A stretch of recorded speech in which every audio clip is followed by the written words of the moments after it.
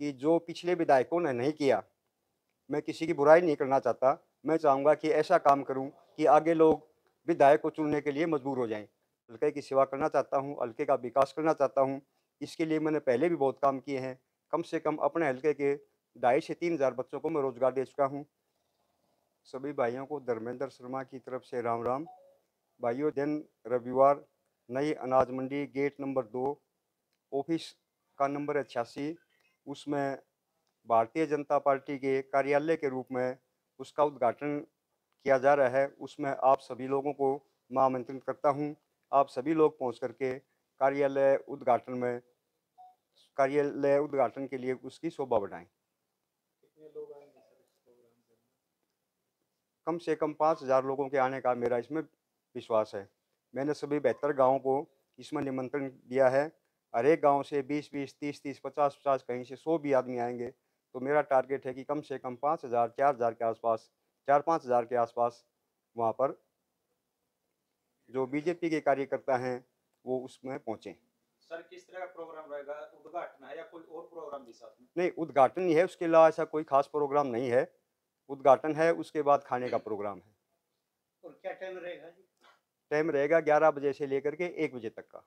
Sir लगातार समाज सेवा कर रहे हो आप, पॉलिटिक्स में आने की क्या जरूरत पड़ी? देखिए, पॉलिटिक्स की जहाँ तक बात है, मैं समाज सेवा शुरू से करता आया हुआ हूँ हाँ, और मैं बीजेपी से 2009 से जुड़ा हुआ हूँ। पहले मेरा अपना गुड़गाँव में बिज़नेस था, जिसकी वजह से मैं पॉलिटिक्स में इतना सक्रिय नहीं हो पाया था। अभी मैं बिज़नेस का मेरा सारा कारोबार बच्चों ने हैंड ओवर कर लिया है। अब मैं बिल्कुल फ्री हूँ।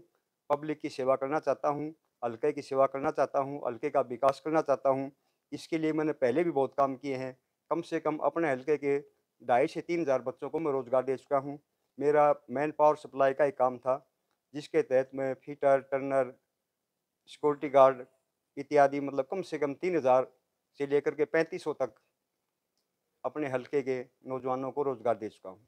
सामा जी, आपने बताया कि आपने रोजगार भी दिए हैं, आप समाज सेवा भी कर रहे हैं, हुँ। तो आप विधायक क्यों बनना चाहते हैं और विधायक बन के आप क्या काम करना चाहते हैं जुलाना मेरा हल्का के जुलाना लिए? में सबसे पहला प्रयास रहेगा भाईचारा स्थापित करना। अगर किसी हल्के का भाईचारा सही हो जाएगा, तो आधी समस्या ऑटोमेटिक खत्म हो जाएँगी।